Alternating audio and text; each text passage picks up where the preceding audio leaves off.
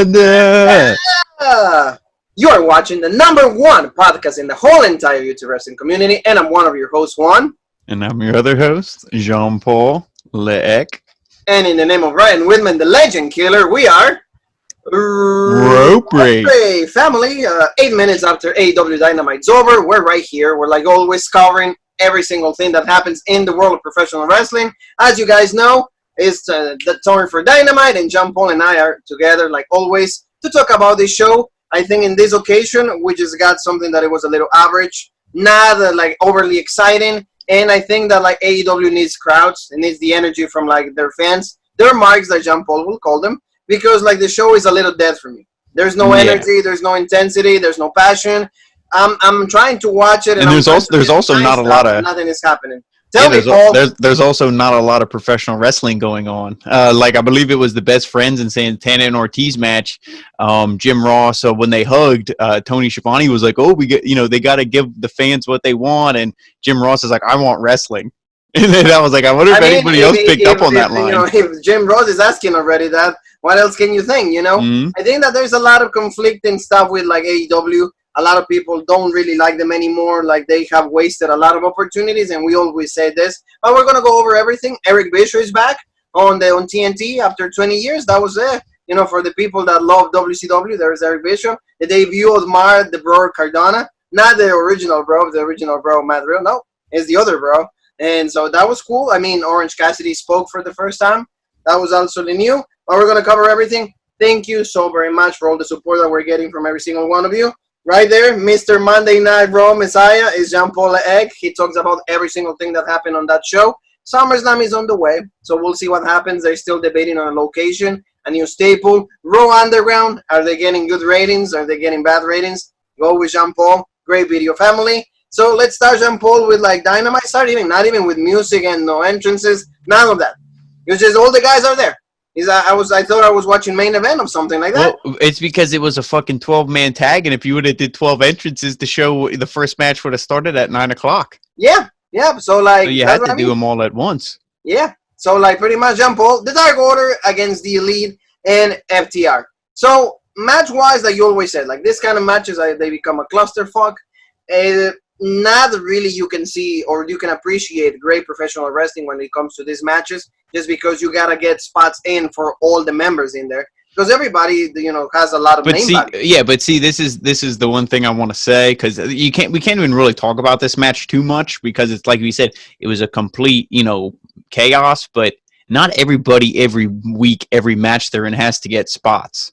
Like if I'm in a match, I don't need to hit my signature and my finisher. If you put me in the match, hey, you put me in a match, I'm just there for what, you know what I mean? That's the thing today. Nowadays, everybody feels, oh, I got to get my move in. I gotta look good. Well, hey, if you look good last week, maybe you don't have to look as good this week. Let the other guy, why do we need to see every single guy hit every single one of their moves? Because then to me, it's not even a match that's portrayed in a legit manner. It's just, oh, here we go. We know everybody's going to hit their move sooner or later, because that's just how it works. And then yeah. And then done. Well, I think that like the match though, like focus on the story of Adam Hangman Page, and kind of like with Brody Lee and like the interactions between them, because Brody Lee, I think in the back of his head, he wants to really recruit Adam Hangman Page. Yeah. Especially and then when he did the moonsault, you saw like, oh, like they're watching at each other, like they're like, oh, I did that for you. So yeah, tell me, Paul. Tell me. That was the main thing. And then when FTR, I forget which one it was, if it was Dax or who got hurt. One of them was hurt, and then it was like, oh, okay, shit.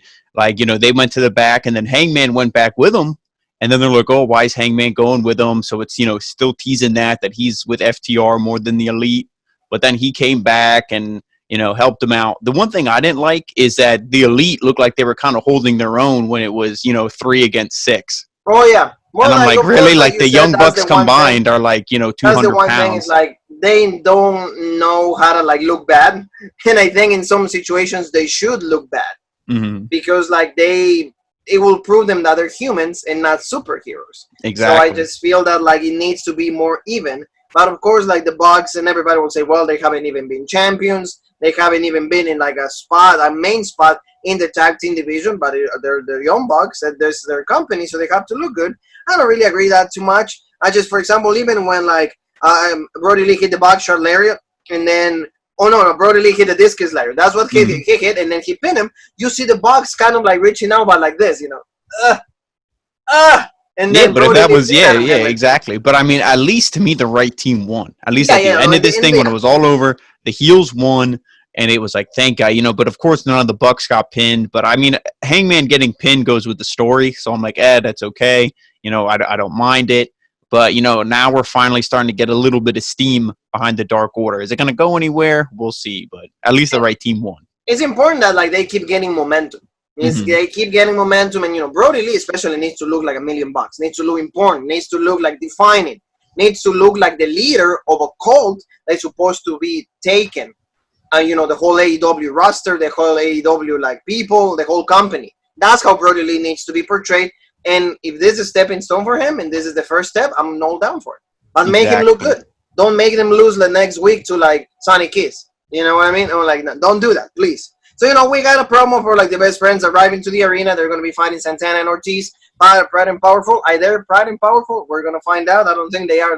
I think that they love to be LAX a lot more. At least that's my opinion on that.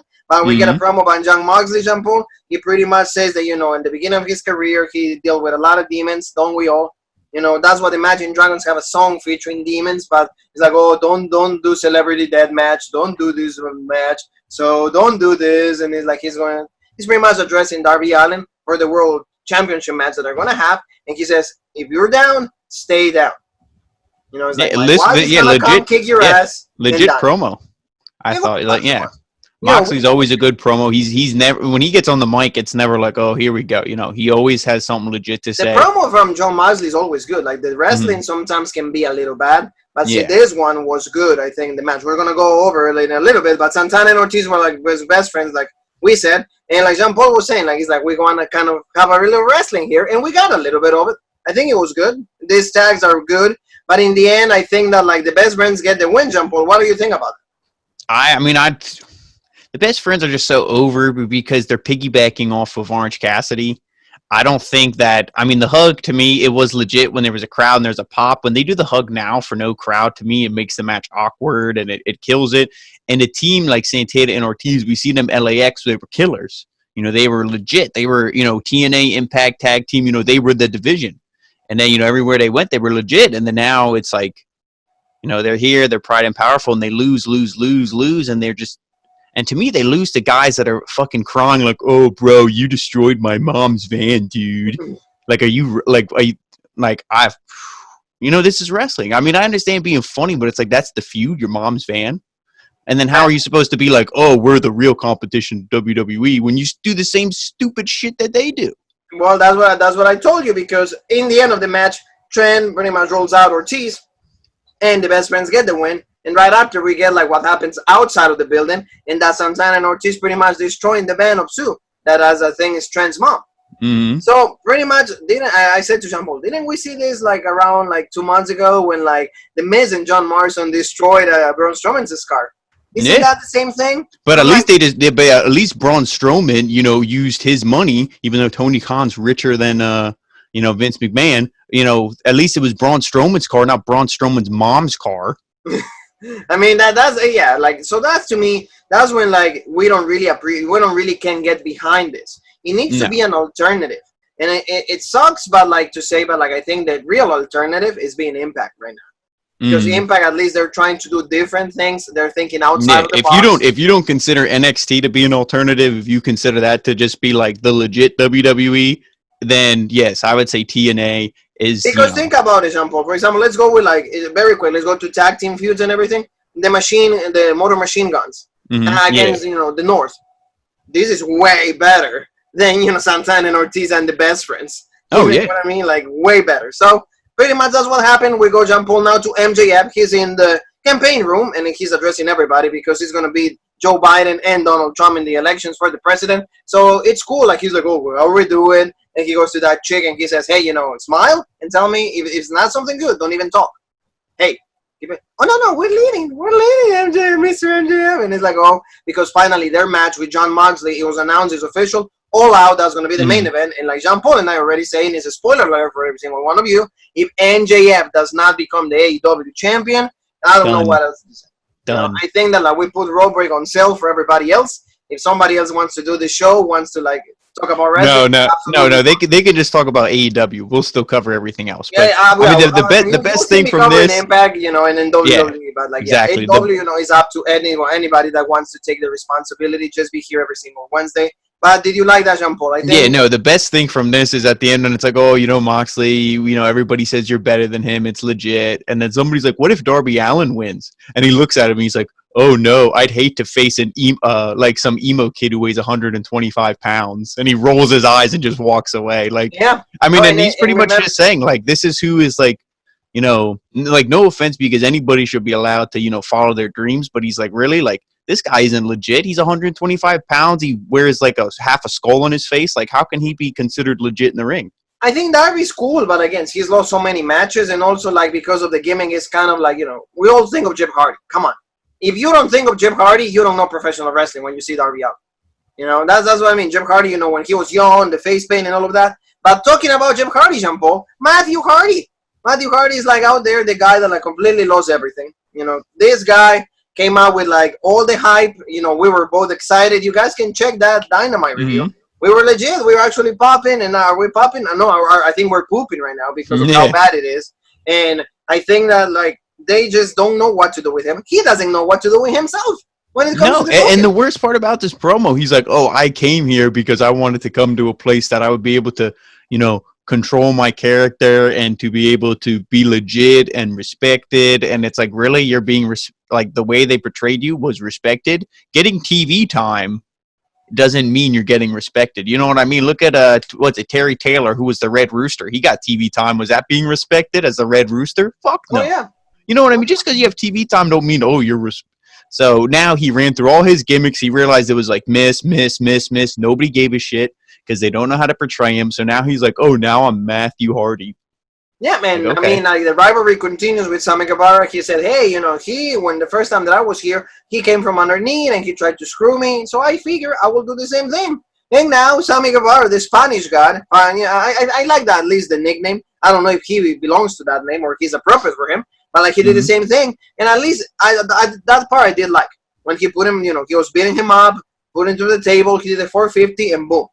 He crushed him. That was cool. I really appreciate it. Oh, it was legit. The only thing I will say is, I guess that's when he hit him with the chair that caused the blood on his. Because they didn't really acknowledge the blood until after the table spot, and I was like, well, I hope that they don't want the blood to come from that table spot because he was clearly bleeding all over the table before he hit him. But I mean, it was legit. I like the beatdown. I like how Hardy, he's one of those old school guys. We really haven't seen it from like any of like the AEW or like the indie guys. They don't really use color. Oh yeah. No, you know what I mean? There's never really like any blood. It was like that was probably Hardy who's like, hey, like I'm today, legit. At least we saw color twice because we're going to talk about in a little bit. That was also legit. But good stuff, like I said, like it does is good. And like at least the match is getting a little intensity. Like the rivalry is becoming intense and personal. So that's when I really get behind something. Exactly. And it's cool. So Jean Paul, let's go to the debut of the bro. Matt Cardona. The toy collector, like Jean Paul's one of my best friends. And you can go away, I'll give it all away. So Cody Rhodes going against the Dark Order. This match was like decent. I don't think there's anything meaningful to say about it. Pretty much. No, Matt Cardona. The only thing I like is how JR fucking shit the bed, and he's like, "Oh yeah, Zach. I was gonna call him a different name, but and then everybody starts laughing at him. It's like, dude, really? Do you not have the fucking sheet in front of you that says Matt Cardona? Well, you want to call him Zack Ryder? Just call him that. Come on, I hate Matt Cardona. Like I need to call him Zack Ryder. You know what I mean? But you're right though. Like that's the thing. It's like they don't even know. But you know what? He used to call. This is one thing I want to say. Quick off topic. He did the same shit when he called New Japan. He didn't know the guys' names. He didn't know the guys' finishers, and his attitude was kind of like pessimistic. He was like, I like it, but also, this is kind of bullshit. And that's what I'm seeing him do with AEW. So when his contract is over, I can see him either going backstage. A lot of people have said about him, he's, a little old. So, he's not willing to learn the names. He's not willing to probably learn the new finishers. He kind of wants to keep it as the way that he did things before. I mean, he's always going to be respected. He's always going to be number one in everybody's book. But as The Undertaker, you have to know when it's done. Yeah, I mean, but with this match, I think Matt Cardona looked good. Obviously, Cody was doing the selling. He was doing the, oh, I'm getting beat up. Oh, I think he's like ribs or his back or something. They were saying was injured. Yeah, so he was all like, I'm done. Cardona always had the hot tags, came in. He looked good. The new finisher name, Radio Silence. I mean, Radio Silence. I don't know. Like I said, I follow his podcast with the toys and everything. I don't know where Radio Silence comes from. I don't understand that. How like that connects to literally anything. But I mean, it was, legit move, and he looks good. He's portrayed, in a good way, and I think that is definitely because he's friends with Cody. And I'm glad that, at least one of us pay attention to that thing, because I didn't even hear that name. I was going to call it the Road Rider. Yeah. The Road Rider, but, at least Jean Paul, you can tell a young Jim Ross, willing to learn new things and stuff like that. So, good stuff on that. And after the match, Scorpio Sky came out. Yeah, he went up to Cody, and he was like, give me that belt. Oh, next week what's going to happen. Scorpio Sky is going to be the next dude. That is going to go for the TNT Championship. So, good stuff on that, Jean-Paul. Chuck and Trent come out to see the car. So, do you guys destroy my mom's car? So, of course, the rivalry keeps going. They has another chapter. I don't know if it's gonna be. Yeah. I mean, they remind me like somebody else I know who's in their 30s and don't have a car, and they're like, so can you take me home from work? So they remind me of someone like that, and it's like, really, can you just grow up? Can you be a man? I heard Trent to me is legit. Chucky, I don't know why the dude looks like he either constantly is smelling a fart or thinking of a funny joke, but he just has a shitty look on his face all the time. I don't know if you pick up from that. He's always smiling or something. Well, dude, can you look a little serious? Chucky, I'm thinking about the Child's Play thing. Yeah, that's what I'm like. Trent, like I said, he's a hell of a wrestler. I was a lot hotter on this team before, and just the more we see him, maybe they're overexposed. Like everybody else on this show. But it's I want him off TV for a couple weeks, then maybe I'll pop for him. But now I'm just kind of maybe. Well, that's the one thing is like I said, there's rumors that they're gonna add another hour to their show, which it will be a little. I think in this case it's needed because, like you said, there's so many people that they have. Lucha Bros are not featured anymore. Butcher and the Blade are not featured anymore. The Jurassic Express not anymore. So there's so many guys that will be able to get an opportunity, and they're not getting it. So that's the situation. Even the women's tournament for the tag titles, nobody addressed any of that. And there was a few matches in the AEW channel. Medusa was the one that started the tournament. So there's a lot of additions into that. So that shows you how much they care about the women. But they had another. They just started a membership thing, as a membership service, talking about just the women. So they're gonna have a press conference on August 7th. Yeah, Audrey Edwards is gonna be there. So I don't know what they're gonna do. There's no specifics about it. Wow. But Brandy said, "I don't book that." So Jean Paul, let's go to something important. The debut of Eric Bischoff on AEW. He comes back to TNT, his own home, when it comes to WCW, and he's the one that is going to moderate. He's the moderator of the debate of Chris Jericho and Orange Cassidy. Pretty much, this was to me, not too great, but at least the point of the matter was that Orange Cassidy finally spoke. I mean, Jericho, of course, promo, he's going to destroy anybody. And that's what pretty much did. All the questions was what do you think about Orange Cassidy? What do you think he's such a great wrestler? What do you think he's over? And Jericho, and he's not over. He's a piece of shit. I don't like him. He never speaks. His character is what it represents everything that is wrong with professional wrestling. And then finally, when they asked something about a question about the world, it was something about. Oh yeah, something about the sea level, and he's like, every whatever the sea level rises at one point with that, and it's that was supposed to be funny. Again, this is just comedy hour, wrestling. When they're I always just go back to that promo Cody cut. No, we're gonna be legit. Well, no, you're not. So that's what this is. It was supposed to be all the marks at home. That's funny. And it's to kind of just sum up the whole thing, like you said, Jericho killed him. It was super legit in that respect. But, Orange Cassidy, he said this. Now, I do like when he cut the promo at the end. Yeah. When he's like, this is my biggest match. Definitely. But it's also your biggest match because if I'm such a disgrace, I'm such a piece of shit, all this other stuff. If you lose to me, what does that do to all your credibility? Yeah, so that that was the legit thing of this.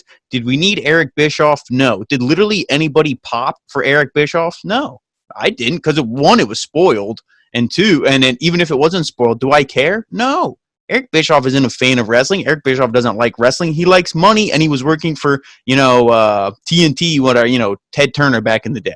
Yeah. That is pretty much it. I don't care. If you would have brought somebody like Terry Funk, or it would have been like a wrestling legend or somebody, yeah, that'll get a pop. Eric Bischoff, I mean, I don't know. To me, he's not as legit as people make him out to be. To me, like he was able to do the NWO, but that was a copy, of a staple that they had in New Japan. So I don't think that like he was a great wrestling mind. Was he able to compete against McMahon? Yeah, that's all there was. Because he came back. I mean, when he was manager on Monday Night Raw, that was cool. But then McMahon was the one writing the stories. He didn't add anything to it. And when he was like the executive director of SmackDown, look what happened. 2 seconds and done. So. I mean, like the promo, like you said, Orange Cassidy finally having his rematch with Chris Jericho. We did say that. We did say there's going to have a rematch, and this time Orange Cassidy better win. Unfortunately, in this situation, and I think he's going to win. Why? Because the Le Champion got the upper hand, because Jake Hager started attacking him, and then Chris Jericho hit like the spinning back fist, or like the Judas effect, but like Cassidy sold that really well because Cassidy was like completely paralyzed. The glasses were up so we could see his eyes and everything. So I think that's going to be great for Orange Cassidy, and hopefully Le Champion does the right thing and he puts him over. Because then Cassidy could be, let's say, in a hypothetical world, MJF loses to, wins the AEW Championship, maybe Orange Cassidy could have an opportunity right there. And see, that will be kind of like how you build newer stars. See, 2 guys that are like completely unknown for like, unless you know the indie scene, are fighting for the AEW World Heavyweight Championship. That will be something. Exactly. Jump Paul, Big Swole against Rebel, because Britt Baker didn't have anybody else to pick from, so she goes like Rebel or Reba, however her name is. She's hot. That's what we can say. And I really see that for me was comical, but nice, good laugh. Why? Because for example, she will do a move and she's like, I don't know what to do. She's like, what else? What do I do? It's like, yeah, because yeah. I mean, it was one of those things where like this is something you can put on AEW Dark or on the YouTube. And then put the women's tag team tournament, the Deadly Draw, put that on the show. Yeah, I do. No, I do agree. I wasn't gonna be like, oh, I sat here like the Grinch or the Scrooge and like didn't laugh, didn't whatever. Like some stuff is funny, but I do want to see something that's legit as the Deadly Draw on TV and something like this. Because the Big Swole feud, I know they got to keep it for when Britt comes back, but you're just drawing it out. And if I see it every single week, I'm not going to care about the feud when it happens. I'm like, especially knowing that she's injured, though. Yeah. Because you cannot see any interactions, you cannot see any of that. So that's a big problem. But like you said, finally, it's very confirmed that like Big Swole is going to go against Britt Baker, most likely on All Out. So we have another match. It's not confirmed, but like we're pretty much 99% sure that it's going to happen at All Out. So Jean Paul, main event time. John Moxley going against Darby Allin. Darby Allin came out with like a picture of John Moxley, like and covering his face. So that was like different. And then John Moxley, of course, like he's coming from his house, so he had to walk like half hour, 35 minutes to get to the arena. So that was different. But see, this match I really enjoyed it. But see, Darby Allin, I think, helped out John Moxley to get a good match. Yeah, I mean, this, it was good. It was the only thing. Well, I say it was good. It was, it was good for them. Like we say, Moxley's not the best. Darby Allin, he's just more like, oh, I do spots and stuff, and that like is supposed to like pop the crowd and this and that. Can we not have commercials during the main event? I don't give a shit if I do not like the guys in the main event at all, but it's the main event of your show. Do picture-in-picture in another match. Let the whole main event play. I don't want to watch the main event in a screen that's this big, but it was good. And obviously, was he going to win? No. MJF got involved. I like that because I thought, when he said that about, the 125-pound emo kid, I thought that was the end of it. I like seeing him getting involved in this match. So, this was essentially just a stepping stone to All Out. This wasn't anything that it's like, Darby Allin might win. Even commentary wasn't really selling it. Commentary wasn't like, what do you think of, if it's MJF versus Darby Allin? That's the one thing I like. WWE at least sometimes tries to get you to believe that the other guy can win, when in reality we all know he won't. But AEW was just kind of like, I don't even see, that's what I mean. They lack a little bit of intensity, a little bit of passion. Like it was Taz once again in commentary. We already addressed why Excalibur. He requested to be off TV. So like this situation with like the video that he was pretty much like called, let's say, in the N-word. So we will not say the word, but like the N-word. So like it was like you said, like they tape it. So 2 weeks, like they the same day. show, so that's where probably we didn't see Excalibur. So maybe like without him off the show, like you said, the level of intensity, the energy of the show goes a little down for me. But like really like the spot that, like you said, MJF hit him with the title, and then MJF did Darby Allin did the coffin drop, and then about to like John Moxley did one of Kurt Angle's kickouts, so that was pretty cool. And then John Moxley also did like a pile driver. He did like the submission hold, and then paradigm shift, and 1, 2, 3. He pretty much retains the championship, like Jean Paul said. Did we think he was not gonna retain? The match is already official at All Out, so come on, guys. Even this, they said, "Oh, the number one, the champion going against the number 5 spot." I'm like, really? So the other 4 cannot be there? Well, that's just bad booking. A guy like he comes out there and he's like, your mom's a whore, and it's like, oh, you have a title match. Guy comes out there and he's like, hey, let me buy you lunch. Oh, you have a title match. Oh, let me do that. Nobody earns anything really anymore in AEW, and that's a shame. And like all the stuff that they said that they were gonna try to do, they're not really fulfilling. So it seems to me that like it's a lot of politics. Mm-hmm. Because it seems to me, oh yeah, we promised you the world, but when it comes to delivering, nothing like that happens. But this was the show that we have for you guys. I think it was average at most. Average at most. I'm not really sure if this week they're gonna beat NXT. Not that like we care who wins. I'm just saying like I think NXT is a little better this week. I'm not saying that is like way better, but if they win over like NXT, well, there you go. Like the marks or like their AEW fans are doing their job and support the brand. So, Jean-Paul, your thoughts, and then we can go. Yeah, we can go away, and we can go away until next Wednesday. No, but, I mean, to me, out of 10, a 4. I mean, it's called a solid 4. I'm a big fan of Matt Cardona. This was cool to see him in here, and it's good to see him because he's friends with Cody. He's going to get pushed correctly. But, I mean, everything else, is just a cluster, or it's like it's all comedy hour at the, the indie show. And I want to see something a little more serious. Of course, MJF is, I think, the star of AEW. But, I'm hoping next week's a little bit of a better show. Yeah, and we hope that it's live, hopefully, and it's a better show. But, we'll be covering, we're not backing out yet. And we're not ready to, like, sell it to somebody else. We're not ready to sell the rights for that. So, remind everybody where to find us in the social media world, Jean-Paul, please. You can find us on Facebook and Instagram, The Original Rope Break, Twitter, The OG Rope Break, and right here on YouTube, the best content in the YWC, The Original Rope Break. Meat and potatoes, and thank you again for supporting in every single one of the platforms. We're really thankful for that. It always motivates us to keep doing more, to keep expanding the horizons. We have a lot of ideas for you guys, a lot of different concepts. So stay tuned. Don't forget, Robert will never end. We're always here 24/7, every single week, every single show, even like Jean-Paul was saying, we're going to like maybe try some impact things so we can be more impactful. So we'll see what happens on that. So in the name of Jean-Paul and myself, there's only one more word that is left to say. And that is...